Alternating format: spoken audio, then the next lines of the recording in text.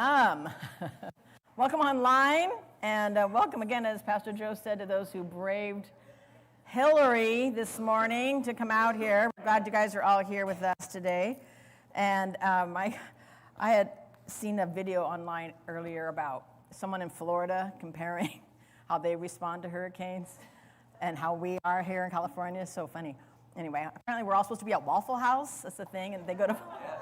It's like, that's a thing in Florida. They go to Waffle House. Anyway, oh my gosh. I'm taking Joe's place here this morning, and I'm Jennifer Richmond, the lifeboat pastor here at Mirada Church. Woohoo!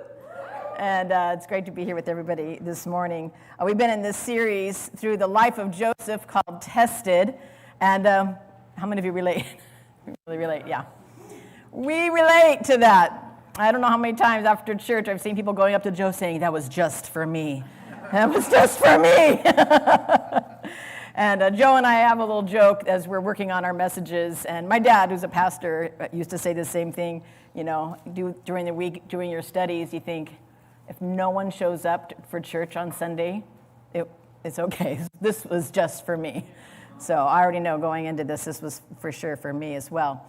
But we relate to that idea of testing. It's part of our lives in a lot of ways. I'll tell you a story about me when I was in high school.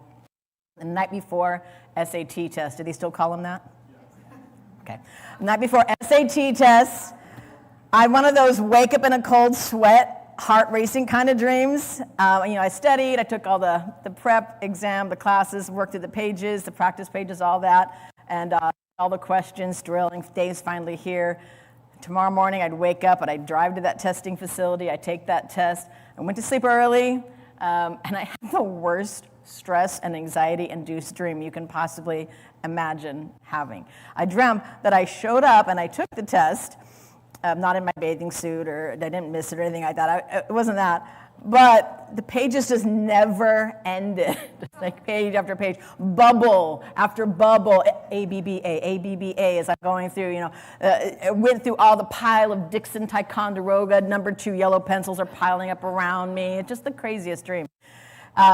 So the alarm goes off, saved me from that nightmare. I passed, went to school. I know, right? I'm here today. But I had to sit there and I had to stare at the ceiling for a while to kind of wake me up and get me back into reality. Like, that is, what is real here? Like, this is a lot. And, life can feel like that sometimes, like a long test, broken up here and there by pop quizzes. And maybe you wonder, like me, am I done yet? We have this internal clock, I think, that's ticking as we continue to pray and we work through things in the season of testing that we're in. And we have in mind, I think, what we think is a reasonable timeline to go through. I mean, why not? We're born on timelines. We had a due date as soon as your mom found out she was pregnant, right? And we live within timelines and tests that start and then they finish. But what happens when the difficulty of the testing is beyond what we imagined? What happens when the season of waiting is longer than we expected? And maybe behind these kinds of questions might be an even bigger one that most of us wouldn't want to even say out loud, but it can kind of hover and hum in the back of our minds. And if anyone might have dared ask this question, it would have been Joseph. Because as we've seen, he's been tested and tested, and he's waited and he's waited. So you can imagine that at some point, maybe Joseph wondered, have you let me down, God? This is a lot harder, a lot longer. It's way more complicated than I expected. Maybe it's not me. Maybe it is you, if we dare to say it out loud. And last week, Pastor Joe taught as we closed Genesis 44 with a cliffhanger. We came to that last shot of a nail-biting basketball game, and that ball is still hovering all week long. It's been spinning there in slow motion. If you didn't catch that message, go back and listen to it. And that ball was Judah's incredible speech, because the brothers finally convinced Jacob that they needed to go for food, and he had to do the thing that he feared most, because the 12 of them reminded him that there was a no Benjamin, no food policy. So he permits Ben to go, and dramatic, melancholy Jacob prepares to die, right? In Egypt, the brothers all are greeted, and then they're treated to this big feast, Morton Steakhouse for the one, Sizzler for the other guys. They party, and they begin to head back, but another test. Joseph frames none other than Benjamin by putting a silver chalice in the palace with it. Puts a chalice in his sack, and then he threatens to enslave him for the rest of his life. And this is when Judah steps up and delivers his passionate speech, appealing to Joseph that their father would die in grief if Benjamin does not go back home, and he offers his own life in Benjamin's place. How will Joseph respond to Judah's request? He's looking at Judah's eyes. He scans the room, seeing the rest of the brothers, Benjamin especially. Will he have mercy on Benjamin, or will he make his brothers pay for what they have done for him? It's very dramatic. Joseph's servants, well, they knew him by his Egyptian name, Zapanath-Paneah. The God speaks and he lives. And they have been in the room hearing all of this whole time. Maybe they're indignant on Joseph's behalf. Yeah, you dirty Hebrews in here. Maybe they're used to life in Egypt with the various gods that they need to keep happy. And they're trying to remain poker faced, but come on, they're curious. How's this man who is godlike in Egypt, second only to Pharaoh, how is he going to respond to this Hebrew? They're waiting, right? Genesis 45:1, next slide. Then Joseph could not control himself before all those who stood by him. He cried, "Make everyone go out from me."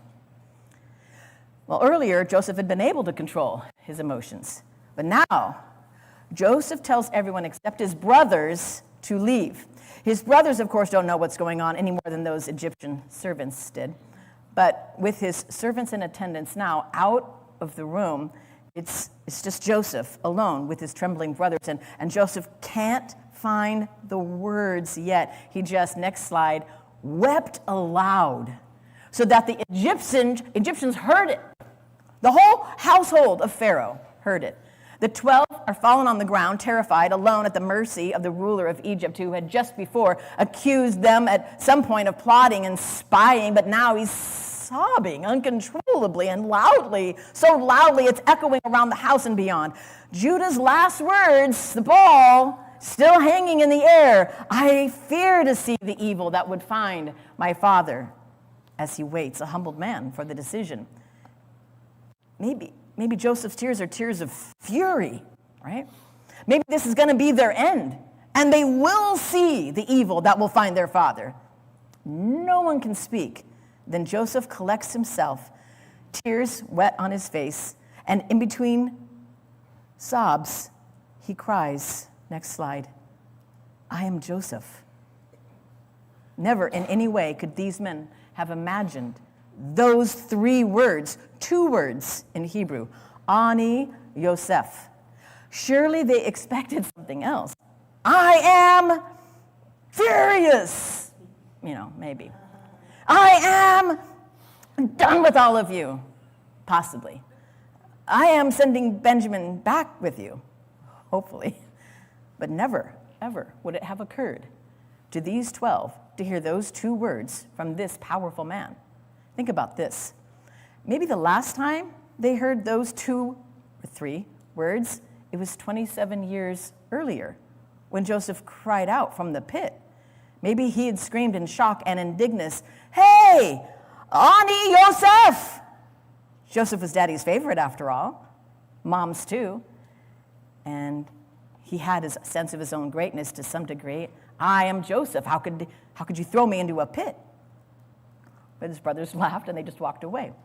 They carried the blood-stained coat, thinking they had put an end to his crazy dreams. And yet here they were again, hearing his name, Joseph. They haven't even processed Ani Yosef when he asks a very disorienting question. Next slide. "Is my father alive?" If you're down on the ground, try this, like down on the ground, and you're looking up. What? What? Did I hear what he just said?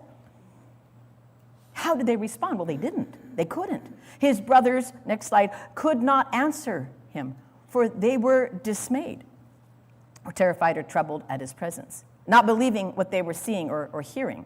No place in their mind for this revelation. And Joseph realizes what they need. And he says it in verse 4. Next slide. Come near to me. Now, tone means everything. Have you ever told your child? Come here. Right? Tone. We don't know. We don't know the tone. A direct command. Come near to me. Not come to me. Not come, but what? Come near to me with arm's reach, right? Maybe. Remember in Genesis 44, it says that they had fallen to the ground before Joseph. Remember that Judah was the only one who actually stood before Joseph to plead for Benjamin's life. The others are likely still lowered, only daring to look up nervously as the whole scene unfolds. Come near to me. And Joseph softens the command by adding, next slide, please. And they come near. I think this is one of the most beautiful verses in the Bible. And it only is beautiful because you know what's going to happen next. I assume most of you know. But we don't really know the tone here because you've said it as a parent. Come here, please. Right? It could have been. But we know what's going to happen next, so this becomes the most beautiful verse. You hear Joseph's strong command. You hear the urgency made gentle by please. Please, I know you're scared. I know this is going to be more than you can handle, but come near to me. And the power of the overshadowing, the foreshadowing of what Christ does for us is just incredible in this. Come near to me, please. Mercy was in Joseph's power, but so was damnation, punishment, retribution. Joseph's brothers heard the words, but they had to respond.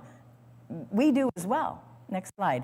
Let us then with confidence draw near to the throne of grace that we may receive mercy to find grace to help in time of need. He is able to save to the uttermost those who do what? Draw near to God through him. Up to this moment, they're in the room, but they're at a distance, an honorable and appropriate distance from this ruler, a stranger really to them. But now he's telling them, I'm not some ruler or a stranger. Next slide. They came near. He said, I am your brother, Joseph. Next slide. Not just any Joseph. He's helping them by adding another important detail. I am your brother, and if there's any doubt remaining, he adds the clincher, the one detail that no one could have known. Only 13 men alive knew this detail, and they were the only ones left in that room. They are at the mercy of this man, and now they've inched close enough. They've come near, and they're at their most vulnerable. This man has stopped wailing, standing close enough to touch each one as they come near to him, and the ruler of Egypt says that he's their brother? Why? Like, what would this man stand to gain by identifying with these miserable sheep herders, these destitute foreigners? What is going on? This makes no sense. But how would Joseph prove it? He's a clean-shaven Egyptian.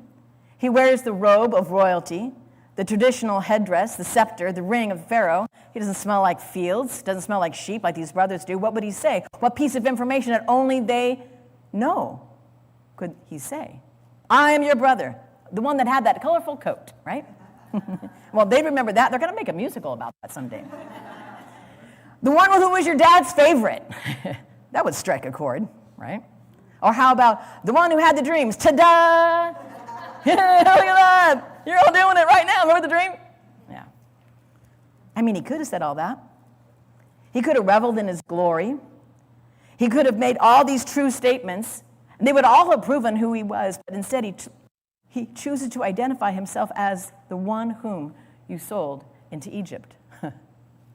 Whoa. Now, again, you know the end of this story. They do not. Is there anything he said right now what the and therefore is going to be? There's nothing. He's just revealing facts right now. That's it. There's no and therefore. And therefore. And there's a lot of possibilities. So Joseph must have seen the terror in their eyes. And their hearts would have probably melted if Joseph hadn't quickly and compassionately, verse 5, next slide, said this, and now do not be distressed or angry with yourselves because you sold me here. And think about it. Again, we don't know what the end result's going to be. We don't. We're just saying don't be worried or distressed because you can stay and you can pay for all this by working in my fields. You could have said that. Oh, don't worry. You can be my personal attendants. He has every right and all the power to make them pay.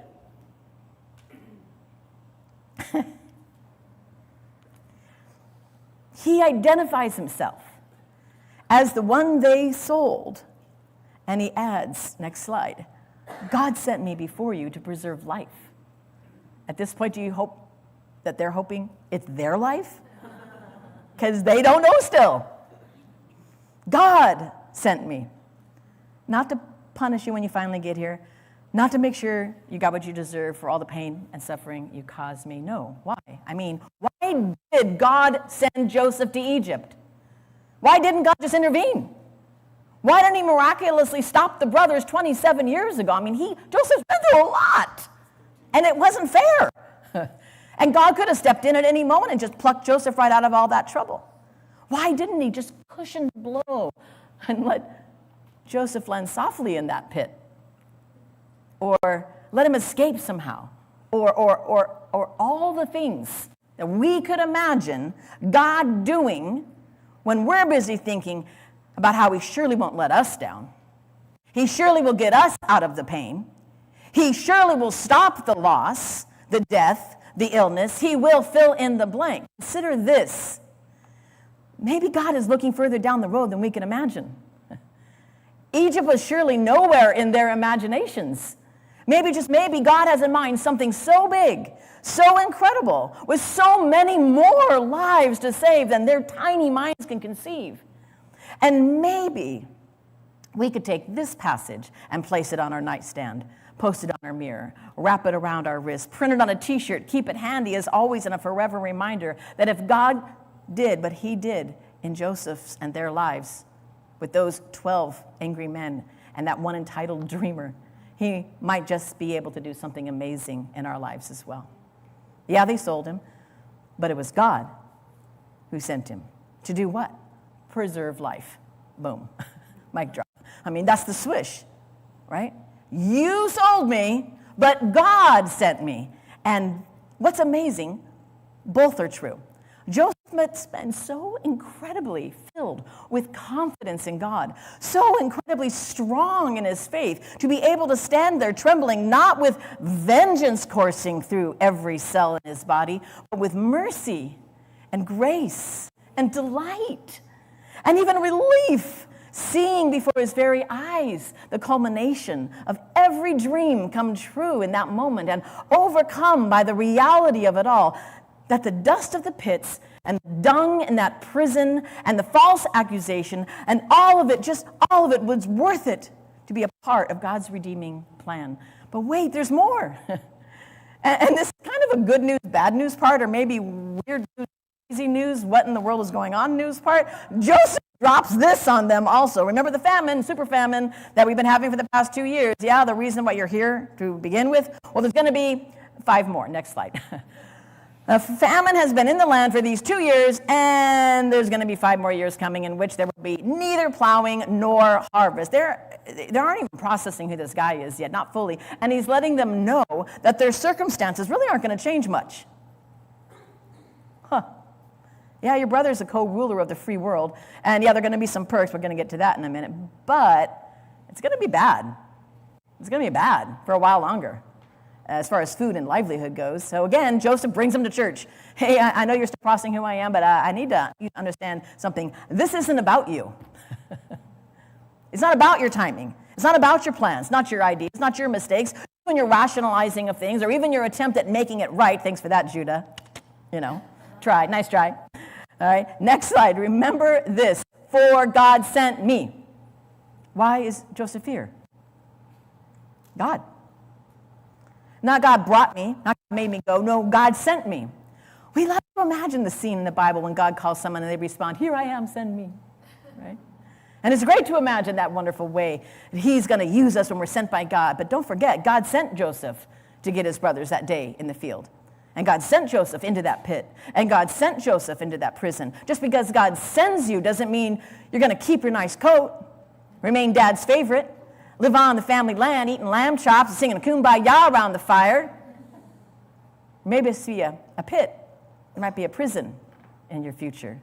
And so Joseph clarifies, listen, God sent me, and yes, a pit was involved, so was prison, but next slide. God sent me before you to do something no one could ever imagine, to preserve. There's that word again. Preserve. And not just life in general, as in Egypt and the surrounding nations, but to preserve something specific. To preserve what? A remnant on earth. Why would this be so important? Well, Joseph is actually echoing words of Genesis when Noah and his family were the remnant, the only ones left after the flood. God preserved them, and God is going to preserve Joseph's family. Not only that, but God plans to keep alive for you many survivors, or to save your lives by a great deliverance, your translation might read. What language is the Old Testament written in originally? They got it. All right. And all right, who wrote down this account?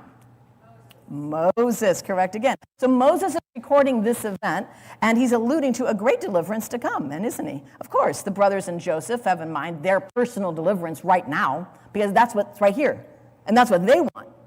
Joseph is in a position to keep them safe and fed during this famine, and that's definitely a great deliverance. But in writing the account, Moses has been the leader of a remnant that remained and flourished, and ultimately who he, by God's hand, led out of Egypt and back to the promised land. And that's an incredible account we're going to study in Bible study. Ladies, make sure you join us this year. So, all right, Joseph continues like a preschooler, a preschool teacher, kind of spelling things out in detail, one layer at a time, and he states it again. He states the things now, this time in reverse order. Next slide. So, just so we're clear, it was not you who sent me here. Who was it, class? God. Turn over in your Bibles to Acts chapter 2. Acts chapter 2. Next slide. It was God. In Acts chapter 2, starting in verse 22 or so. It's about 50 days after Jesus' crucifixion and resurrection, and Peter is speaking to the Jewish leaders, telling them about Jesus, explaining to them the terrible reality of what they did, and yet the incredible truth about how it happened. Next slide. This Jesus delivered up according to the definite plan and foreknowledge of God. You crucified and killed by the hands of lawless men. You killed him, yes, but it was God's definite plan. This is the incredible truth about God and its priorities working in our lives. When it comes to bringing about God's purpose to preserve life, he'll use our own plans, the dumb ones, the self-righteous ones, even the evil ones, to deliver us. Because Jesus didn't just die to deliver the good people. I wouldn't have made it, right? Jesus died for the very people who held the nails and shouted, "Crucify him." Joseph also wasn't brought to Egypt just to save the good people from starvation. He saved the very people who betrayed him, and not just the brothers. Consider this, who benefited from the plan? I mean, anyone who could come to Joseph and get grain. It was available to anyone. That means the slave traders who carried Joseph off, they could have come back later and gotten food in Egypt. And Potiphar's wife, remember that horrible woman? She entrapped Joseph. She caused him to go to prison. She's eating food because Joseph was brought to Egypt. The cupbearer who forgot Joseph, leaving him to languish in prison for 2 years. God worked it all out so there would be many survivors. And Joseph continues, explaining that while he was fatherless in Egypt, God did something incredible. Next slide. He has made me a father to Pharaoh and Lord of all his house and ruler of all the land of Egypt. Ab is the word for father in Hebrew. Joseph doesn't mean he's literally Pharaoh's father. It's a figure of speech in Hebrew, meaning he's trusted and he's really close, has Pharaoh's ear. So he tells him, and you can hear, his enthusiasm, it's building. He repeats literally what he just said. Next slide. Hurry up and go get my father. My father, Abi, the personal, precious, my father. Not like the figurative meaning when he said he was a father, La'ab, to Pharaoh. I've been like a father to Pharaoh, but I haven't lost the place in my own heart for my father. And notice that he skips the detail about being a Pharaoh to father when he tells the brothers what to say. Thus says your son, Joseph, God has made me Lord of all Egypt. Come down to me, do not tarry. And notice also that Joseph doesn't mention the you sold me part. Why? Well, because, listen, as true as that is, and it's true, that's a distraction. The sin, our failures of others, distraction. The point is to point to God. Yes, they sold him, but God. God has made this great thing come about. You know, Solomon captures the beautiful nature of God in Ecclesiastes chapter 3, verse 11. He said it this way, next slide. He has made everything beautiful in his time. He's in the human heart. No one can fathom what God has done from beginning to end. And that's a big understatement, isn't it? No one can fathom what God has done start to finish. Joseph's brothers, they couldn't. Even Joseph himself really had no idea. I mean, he knew his part for this moment. He didn't know where it was all going. We do. We got the story. We got it right here. When we wish that we could understand what God is up to, has been doing, or will do, know this, he knows. And that's honestly good enough. Joseph continues with some great details to sweeten the message. Oh, you're not just coming up for a visit. Oh, no, Joseph must have been busy preparing a place because he had land set aside and ready. Next slide. You shall dwell in the land of Goshen. You shall be near me, you and your children and your children's children, and your flocks and your herds and all that you have. There I will provide for you. I thought of everything. Incredible mercy. Abundant grace. Undeserved blessing. You shall dwell. You have a new place to live. You shall be near. We're going to be together again. You shall be provided for by me. You will lack for nothing because Ani Yosef, I am Joseph, your brother, the father to Pharaoh, the lord of the house, the ruler of Egypt. I'll provide. Why? Well, in all this good news, let's not forget the reality that they're living in. So Joseph spells the truth out one more time. Next slide. There are years, still, in case you forgot, 5 years of famine to come, so that you and your household and all that you have do not come to poverty. And Joseph reminds them to repeat the good news, bad news thing. You shall dwell, you shall be near me, I will provide for you. Provision or poverty, those are your choices. But it's even stronger when you understand how life worked in the ancient Near East. And that root of the Hebrew word translated here, poverty, it's yarash or yaresh, has the meaning of inheritance. Without an inheritance, what are you? Well, in our culture, if we don't get an inheritance, oh well, I don't have a rich uncle, right? But in theirs, that's all you had. Without an inheritance, you're destitute. You're impoverished. And that's what Joseph is saying in very strong wording. Come with me if you want to live. And again, we see the foreshadowing of Jesus in our lives. We dwell with him. We're near to him. He provides for us. We're still in a land of famine, aren't we? In this world, we will have tribulation. But I've overcome the world. Come with me. That's where your inheritance lies. Next slide. Now you see. Now you see.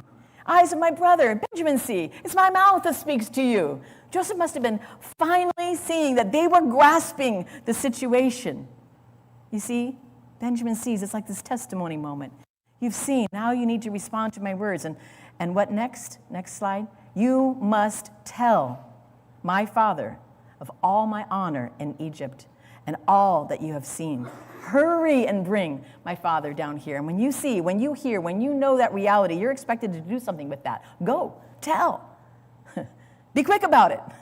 Bring in others who need to know so they can hear and see and experience the great good news. And let me connect that to us right here today at Mirada Church. You know our mission. Pastor Joe spoke it at the beginning. Know the word. Love like Jesus. Transform our communities. When we know the word, it's more than just hearing the words.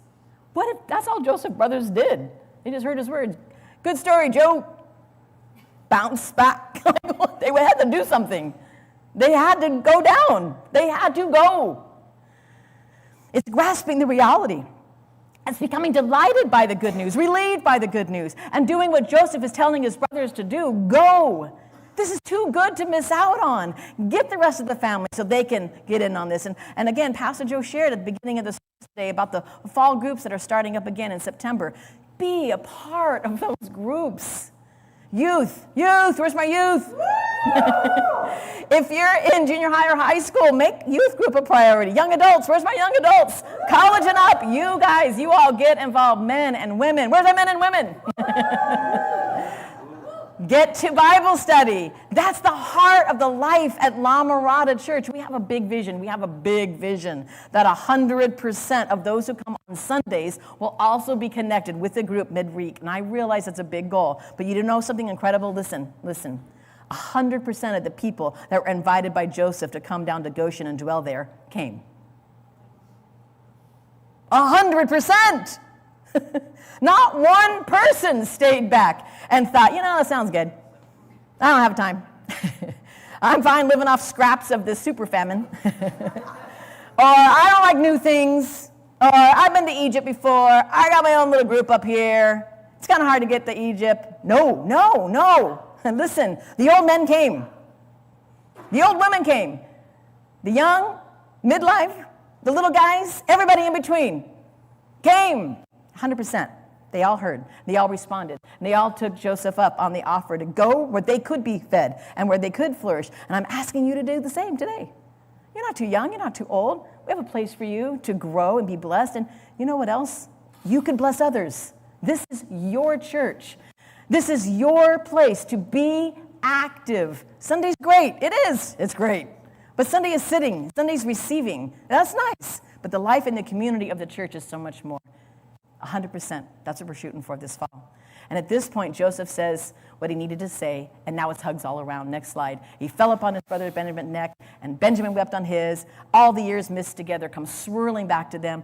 Next slide. He kissed his brothers and wept on them. After that, his brothers talked with him. The speechless brothers finally speak. Of course they did. I mean, up to this point, Joseph's been doing all the talking. But now they're all talking, and they got a lot to catch up on. Maybe some explanations, maybe apologies. And Joseph taps his heart. No, man, it's all about God, And they're like, oh, I'm so sorry. No, it's about God, right? Let me ask you again. Does God let you down? Nope. In this season of testing in your life, is he making a way for you? Is it possible he's taking longer than you expected? It's harder than you imagined? Is God letting you down as you wait? I know you know the answer. But what if God's plan doesn't involve anything you've dreamt of?